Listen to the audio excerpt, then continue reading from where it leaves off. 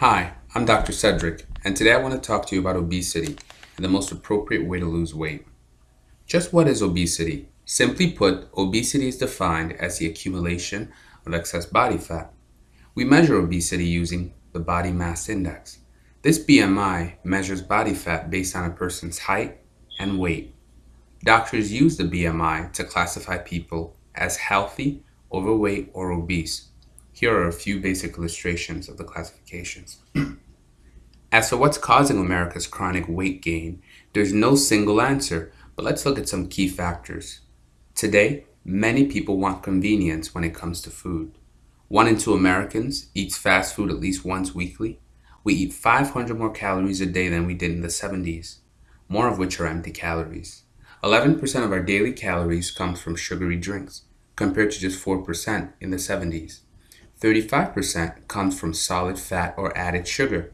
Many of the food products have added hydrogenated oils and trans fats, which can contribute to heart disease.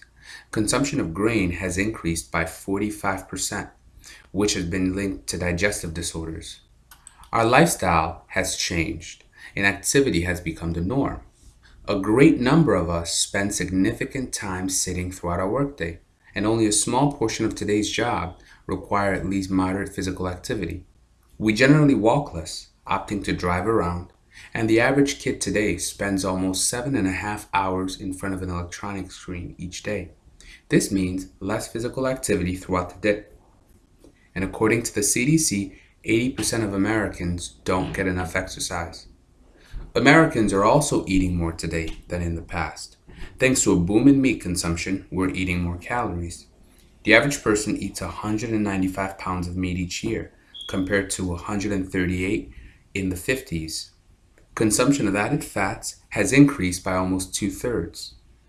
The over-processing of food has become the norm, and there's prevailing confusion of diet for nutrition. Food companies take advantage of this confusion by switching hydrogenated oils and sugars in exchange for the animal fats they remove from low-fat products. While obesity rates are rising among all demographics, some groups are more affected than others. Generally, the poor are more likely to be overweight or obese than the wealthy. Some believe that access to healthy food plays a key role. This means that poor urban areas don't have enough access to grocery stores offering healthy foods. Fast food is 2 times more prevalent in low-income neighborhoods than are fresh foods. The promotion of parks and other outdoor venues can help get everyone more active. Nutrition education to the people will save us billions in healthcare costs over the next decade. The long-term consequences of obesity are devastating, both to our health and our finances. Today, the average person weighs 24 pounds more than he did in 1960. And according to the American Heart Association, 1 in 3 adults are obese, while 1 in 3 children and teens are overweight or obese. Obesity has been linked to an increasing rate of many chronic diseases. By 2030, half of the US population will be obese, contributing to 6 million more cases of diabetes, 5 million cases of heart disease, over 400,000 cases of cancer. So whether it's depression, hypertension, asthma, diabetes, or cancer, an excess body fat contributes to this. These diseases are not only prevalent in obese patients, but the obesity itself may be directly causing them. Though estimates vary, the annual medical cost related to obese patients is staggering. One Harvard public health study found that obesity may account for as much as $190 billion each year. This is 21% of all US medical expenses. So with over 75 million Americans trying to lose weight, the US market for diet drugs, books, pills, meal replacement, and weight loss chains is valued at over $60 billion a year. Despite these efforts, we're only getting bigger as a nation.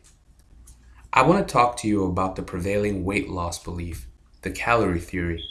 In short, the calorie theory says the more calories you consume, the more weight you gain. The more calories you burn, the more weight you lose. The problem with this theory is that it assumes all calories are the same.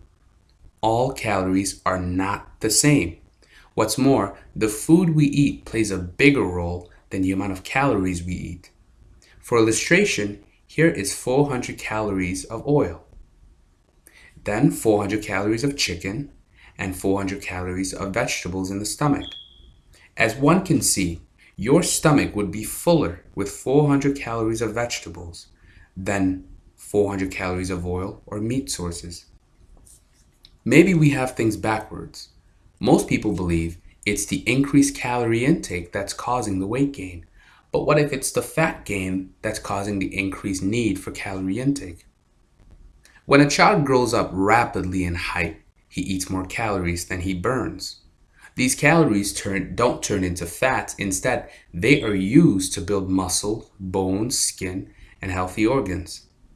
It's not the calories that cause the growth, but the hormones and growth factors and physiological process. The growth itself drives the increased need for more calories. The bigger the kids get, the more calories they need. In the same way, a teenager's muscles and bones grow because of hormones and require more calories for upkeep. What if higher fat mass operates the same way? Why do some calories feed our organs while others are converted and stored as fats? Some foods offer calories and are full of nutrients. Others have very little nutrients. The body requires nutrients, so in this case, it will crave more food just to get the adequate amount of nutrients. Some foods are essential for our health, while others are non-essential. To this end, let's take a look at the three main classes of macronutrients. Proteins generally come from meats, fish, legumes, and vegetables. They're important for things such as building, repairing, growth, and muscles. And they help us by keeping us fuller. They help our metabolism. They're used for short-term storage only, and they provide us with ample energy. Fats come from oils, butters, nuts, and even meats.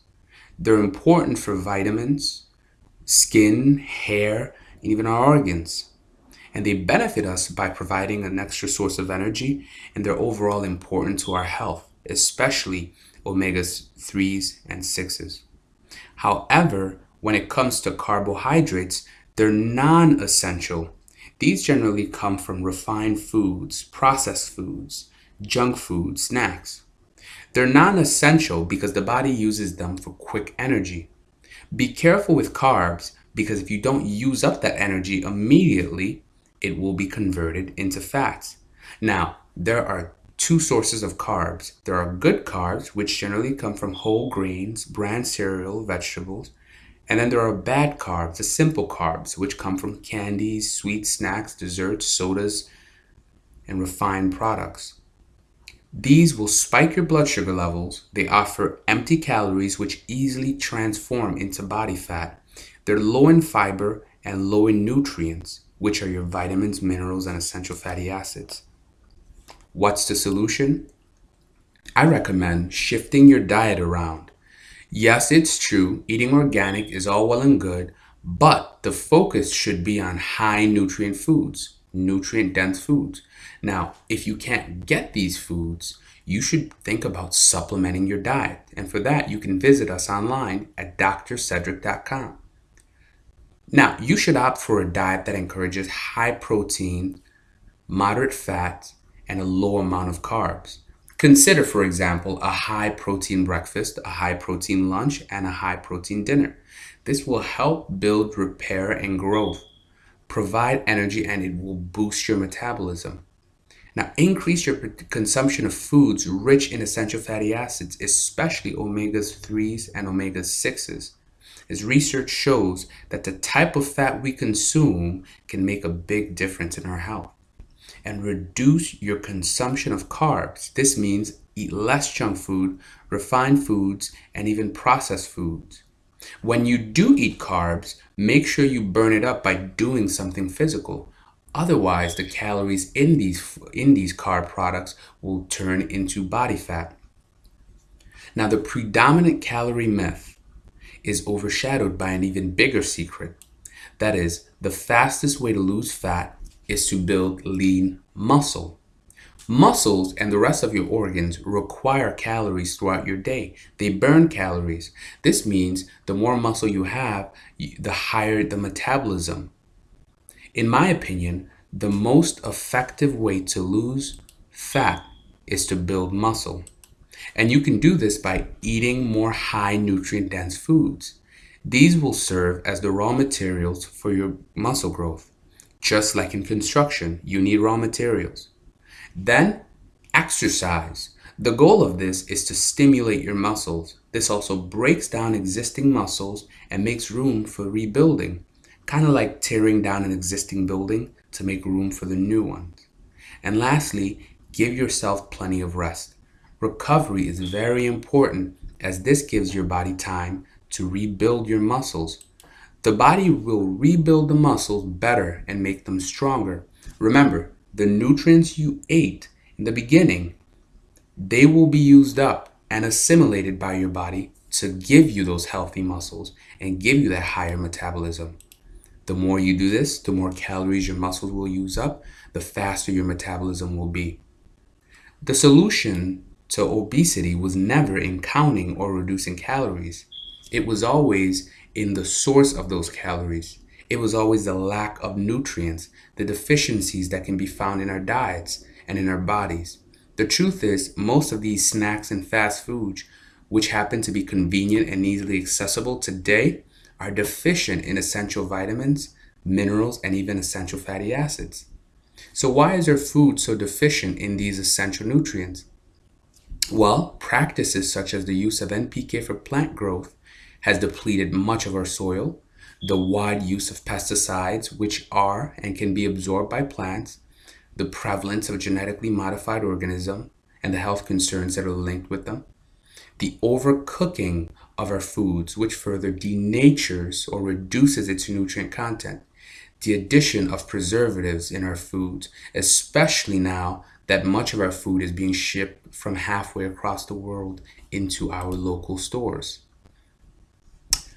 I'm Dr. Cedrick. I thank you for watching this video. Please like, share, and subscribe. Visit us at drcedrick.com for nutritional supplements. Contact us to find out more. Thank you.